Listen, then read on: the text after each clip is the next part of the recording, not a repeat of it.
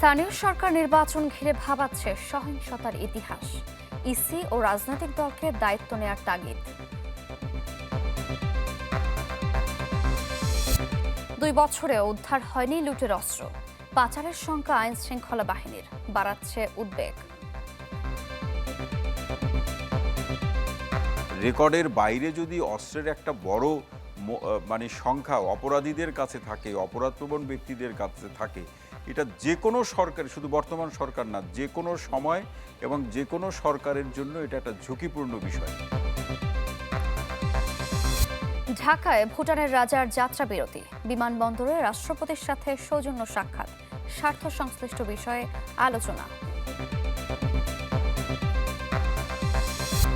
UNO কার্যালয়ে হামলা ভাঙচুর ঘিরে মাঠ প্রশাসনের তীব্র অসন্তোষ।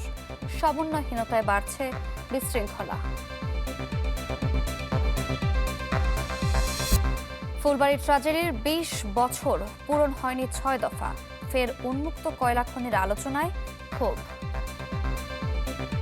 তার এই অজ্ঞতা, তার এই ধরনের কথা, তার এই অধ্যত্ব আমরা ফুলবাড়ির মানুষ যেভাবে প্রত্যাখ্যান করছে।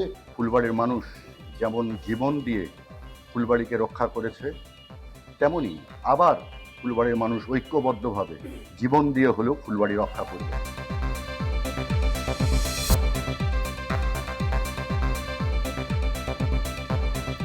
আমন্ত্রণ চ্যানেল 24-এর সকাল 10টার খবরে। শুনছিলেন একেএস সংবাদ শিরোনাম।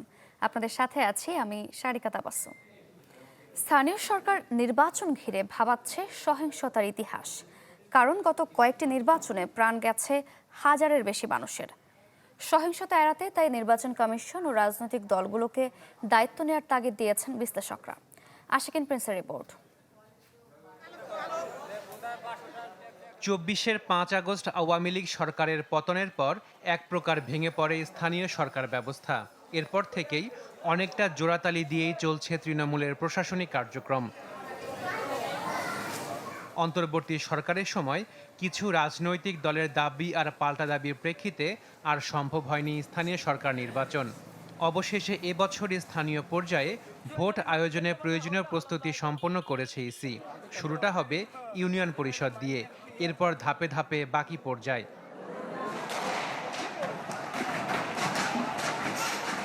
তবে স্থানীয় সরকার নির্বাচন ঘিরে ভাবাচ্ছে সহিংসতার ইতিহাস।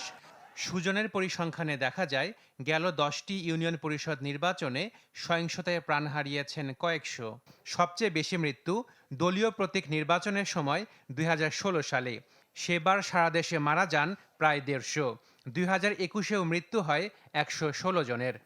ক্ষমতাসীন সরকার যারা আছে তাদের রোলটা সবচেয়ে হবে নিরপেক্ষ, অর্থাৎ তাদেরকে একটা মেসেজ দিতে হবে যে আমরা নিরপেক্ষ নির্বাচন চাই। এটা নাম্বার 1। নাম্বার 2 হচ্ছে স্থানীয় পরিষদগুলোতে আপনি জানেন যে নানাভাবে ইন্টারভিন করার চেষ্টা করা হয়, সো এটাকে বন্ধ করা। আর 3 হচ্ছে ইলেকশন কমিশনের একটা সঠিক পরিকল্পনা যে কিভাবে আমরা কাজটা করব, কিভাবে নিরাপত্তাটা এনশিওর করব। নির্বাচন পর্যবেক্ষক মুনিরা খান বলছেন, ইউনিয়ন পরিষদের ভোটকে নিরপেক্ষ রাখার চ্যালেঞ্জটা মূলত নির্বাচন কমিশনের উপরেই বর্তায়।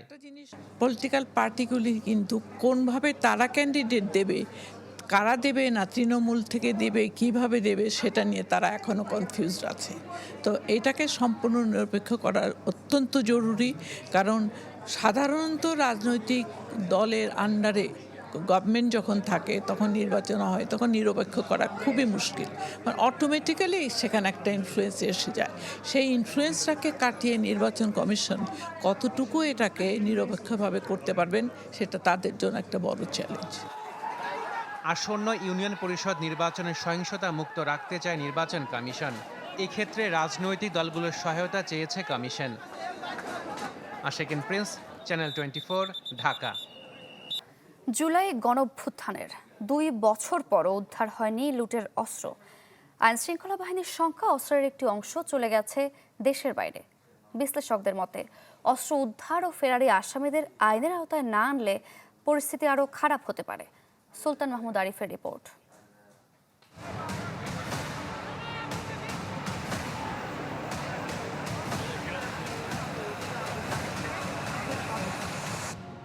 এই রুমটি ছিল সেই মোহাম্মদপুর থানার অস্ত্রাগার।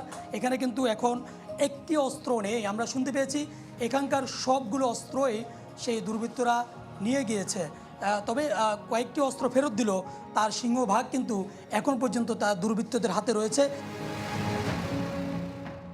2024-এর গণঅভ্যুত্থানের পর থানাগুলোর অবস্থা ছিল এমনই। অস্ত্র ও গোলাবারুদ লুট হওয়ার পর কার্যত বেশ কয়েকদিন অচল ছিল এসব থানা। আর আমাদের হাতে তো অস্ত্র, আমরা তখন নিরস্ত্র। পুলিশ সদর দপ্তরের তথ্য বলছে, লুট হওয়া মোট 5,763টি অস্ত্রের মধ্যে এখনও উদ্ধার হয়নি 1,311টি, যার মধ্যে রয়েছে SMG, সাবমেশিন গানসহ আধুনিক আগ্নেয়াস্ত্র। পুলিশ সদর দপ্তরের সংখ্যা, লুট হওয়া এসব অস্ত্রের একটা অংশ পাচার হয়ে গেছে দেশের বাইরে। ইতিপূর্বে থানা থেকে অস্ত্র হওয়া লুটের 80% আমরা উদ্ধার করেছি, আর বাদ বাকি যেগুলো উদ্ধার বাকি আছে এই জন্য একটা বিশেষ অভিযান এই মুহূর্তে চলমান, এবং আশা করি আমরা শীঘ্রই মোটামুটি একটা বড় অংশ অস্ত্র উদ্ধার করতে পারবো। অবৈধ অস্ত্র আমরা খুবই সিরিয়াসলি দেখি, এবং বাইরে, বর্ডারের বাইরে যাওয়ার আশঙ্কা আমরা একেবারে উড়িয়ে দিই না, এবং এই জন্য আমাদের গোয়েন্দা নজরদারি অব্যাহত রেখেছি আমরা। এদিকে কারা অধিদপ্তরের তথ্য বলছে, জুলাই গণঅভ্যুত্থানের সময় বিভিন্ন কারাগার থেকে পালানো 2,247 জনের মধ্যে এখনও পলাতক 690 জন বন্দী। কোনো নথি নেই 166 জনের, যাদের অনেকেই এখন বিভিন্ন অপরাধে যুক্ত। আইনশৃঙ্খলা পরিস্থিতি নিয়ে কাজ করা বিভিন্ন সংস্থা ও বিশ্লেষকরা বলছে, কারাগার থেকে পালিয়ে যাওয়া সন্ত্রাসী ও লুট হওয়া অস্ত্র বাড়াচ্ছে সংকট। এসব কারণে আইনশৃঙ্খলা পরিস্থিতি এখনও অনেকটা নিয়ন্ত্রণের বাইরে। অবৈধ বা আইনশৃঙ্খলা বাহিনীর নজরের বাইরে বা তাদের রেকর্ডের বাইরে যদি অস্ত্রের একটা বড় মানে সংখ্যা অপরাধীদের কাছে থাকে, অপরাধপ্রবণ ব্যক্তিদের কাছে থাকে, এটা যে কোনো সরকার, শুধু বর্তমান সরকার না, যে কোনো সময় এবং যে কোনো সরকারের জন্য এটা একটা ঝুঁকিপূর্ণ বিষয়। এই অস্ত্র বাইরে থাকাও একটা পটেনশিয়াল থ্রেট থাকে। তো আমার বিশ্বাস আইনশৃঙ্খলা রক্ষাকারী বাহিনী, গোয়েন্দা সংস্থা আপ্রাণ চেষ্টা করে যাচ্ছে এই অবৈধ অস্ত্রগুলি উদ্ধারের জন্য। বিশ্লেষকরা বলছেন, লুট হওয়া অস্ত্র উদ্ধার সম্ভব না হলে আইনশৃঙ্খলা নিয়ন্ত্রণে পড়তে হবে চ্যালেঞ্জের মুখে। সুলতান মাহমুদ আরিফ, চ্যানেল 24, ঢাকা। ভুটানের রাজা জিগমে খেসর নামগে ওয়াংচুকের সঙ্গে সৌজন্য সাক্ষাৎ করেছেন রাষ্ট্রপতি মির্জা ফখরুল ইসলাম আলমগীর। ভোরে সিঙ্গাপুর থেকে ভুটান যাওয়ার পথে ঢাকায় যাত্রাবিরতি করেন জিগমে খেসর।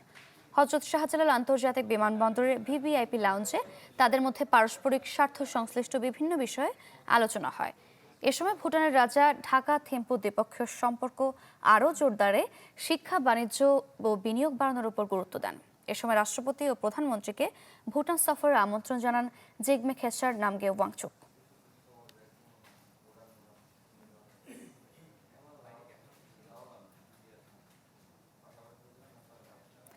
পবিত্র ঈদে মিলাদুন্নবী আজ।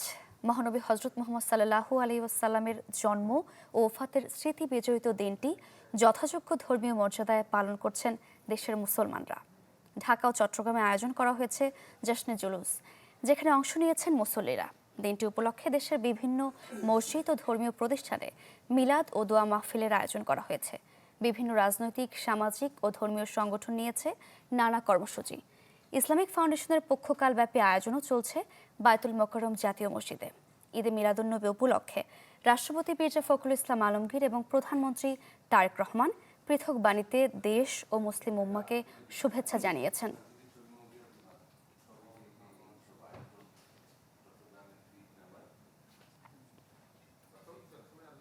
বলছিলাম, ঈদে মিলাদুন্নবী উপলক্ষে রাজধানীতেও জশ্নে জুলুসের আয়োজন করা হয়েছে। আমরা জানবো সেই খবর। আমাদের সঙ্গে যুক্ত হচ্ছেন দুজন সহকর্মী। আমরা শুরুতেই চলে যাব সোহরাদি উদ্যানে, সেখানে আছেন সহকর্মী আহমেদ সোহাগ। সোহাগ,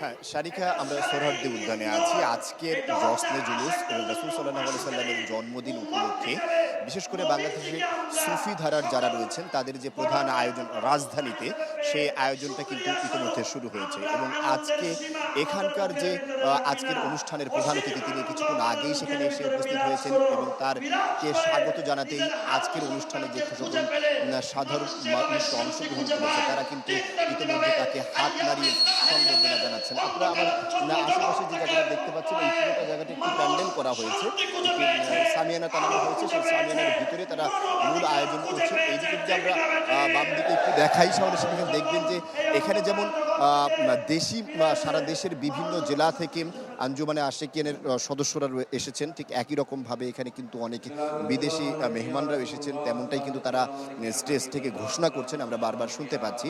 আজকে সকাল 10টায় তাদের আসলে মূল যে জুলুসটি রয়েছেন সেই জুলুসটি হওয়ার কথা, অর্থাৎ তারা একটি মিছিলের মাধ্যমে যে মিছিলের নেতৃত্ব দিবেন ডক্টর মোহাম্মদ সাইফুদ্দিন আহমেদ মাইজ ভান্ডারী, তিনি আসলে এই মিছিলের নেতৃত্ব দিবেন এবং মিছিলটি বা জুলুসটি যে আছে জুলুসটির শেষে তিনি তার মূল বক্তব্যে পেশ করবেন। এখন তিনি সকলের উদ্দেশ্যে এখানে একটি সাধারণ বা স্বাগত বক্তব্য পেশ করছেন, আমরা তা দেখতে পাচ্ছি। আসলে তিনি সকলকে আসলে মূলত অভিবাদন জানাচ্ছেন এখানে যারা এই আজকের আয়োজনে অংশগ্রহণ করেছেন। মূলত এই আয়োজন যে আছে, আয়োজন ঘিরে নানাবিধ কথা আছে। এক পক্ষে এখানে আসলে এই ধরনের আয়োজন যে রয়েছে সেই আয়োজনের পক্ষে বিপক্ষে অবস্থান যেহেতু তাদের রয়েছে, সুতরাং সব মিলিয়ে তারা আজকে এই আয়োজন করছেন এবং সেই আয়োজনে তারা আসলে মূল আলোচনা করছেন এবং আলোচনার পরে কিছুক্ষণ পরে তারা মূল যে জুলুস আছে সেই জুলুস শুরু করবেন। শারিকা, আপনাকে মিরপুরে আছেন সহকর্মী ইমতিয়াজ মাহমুদ। ইমতিয়াজ,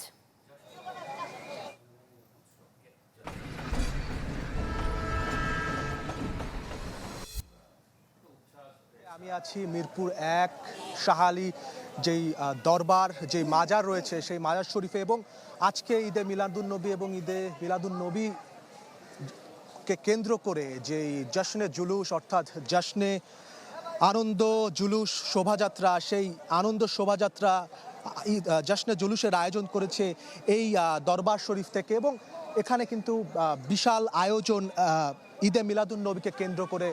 মহানবী হজরত মুহাম্মদ সাল্লাল্লাহু আলাইহি ওয়াসাল্লামের আজকের এই দিন 12ই রবিউল আউয়াল আরবি মাসের এই যে দিনে তিনি জন্মগ্রহণ করেন এবং একই দিনে তিনি ওয়াফাত অর্থাৎ মৃত্যুবরণ করেন এবং আজকে মহানবী হজরত মুহাম্মদ সাল্লাল্লাহু আলাইহি ওয়াসাল্লামের 1500তম জন্মবার্ষিকী এবং এই জন্মবার্ষিকীকে কেন্দ্র করে শুধু বাংলাদেশ নয় সারা বিশ্বব্যাপী ঈদে মিলাদুন্নবী আয়োজন করা হয় এবং ঈদে মিলাদুন্নবীকে কেন্দ্র করে যেই জশ্ন জুলুস যে শোভাযাত্রা, সেই শোভাযাত্রা এখান থেকে মিরপুর 1 এই মাজার থেকে বের হয়ে মিরপুর 1-এর যে মোড় সেই 1-এর মোড় হয়ে বিজয় সরণি, মোহাম্মদপুর, শান্তিনগর, মৌচাক সেটি হয়ে আবারও মিরপুর 1-এ তারা কিন্তু ফিরে আসবে। একই সাথে সামনে দেখতে পাচ্ছেন যে আজকে জশ্নে জুলুসের যেই গাড়িটি রয়েছে যেইটি আসলে পরিচালনা করবে আবরার ইবনে শিহাব, যিনি আজকের এই মিলাদুন্নবীর শোভাযাত্রার পরিচালক। এই গাড়িগুলো থাকবে, একই সাথে এই ধর্মপ্রাণ মুসল্লি যারা রয়েছে হজরত মুহাম্মদ সাল্লাল্লাহু আলাইহি ওয়াসাল্লাম এই পৃথিবীতে আসলে যেই আলো নিয়ে এসেছিল, যেই আইয়ামে জাহিলিয়াতের যুগ ছিল সেটিকে দূরে সরিয়ে আলোর দিকে নিয়ে এসেছিল, সেই আলোকে বৈষম্যকে দূর করে মহানবী সাল্লাল্লাহু আলাইহি ওয়াসাল্লাম যে আমাদেরকে দিনের দাওয়াত দিয়েছে সেই তারকে ভালোবাসাকে কেন্দ্র করে কিন্তু আজকের এই দিন আয়োজন। শারিকা, ইমতিয়াজ, ধন্যবাদ আপনাকে। আমরা চলে যাব চট্টগ্রামে জশ্নে জুলুসের আয়োজন নিয়ে আমরা জানবো। আমাদের সঙ্গে আছেন সহকর্মী আরিফুল ইসলাম তামিম।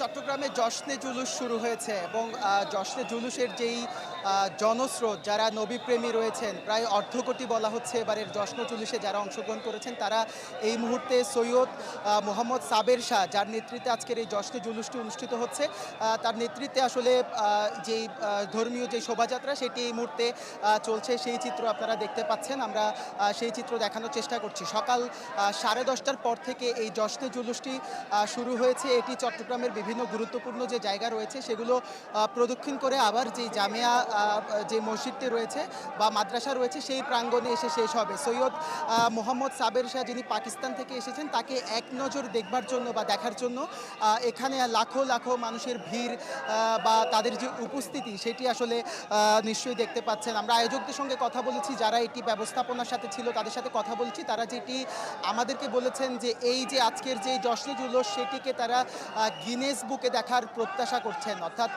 সর্বোচ্চ যে উপস্থিতি, চট্টগ্রামের সর্ববৃহৎ এই জশ্নে জুলুসকে তারা গিনেস বুকে দেখতে চান, এমনটাই তাদের প্রত্যাশা। এটি এখন আমরা এই মুহূর্তে মুরাদপুরের ঠিক কাছাকাছি আছি, এরপর সেটি চট্টগ্রামের 2 নম্বর গেট হয়ে এটি ওয়াসা জিসি ওয়াসা থেকে শুরু করে এটি টাইগার পাসে যাবে।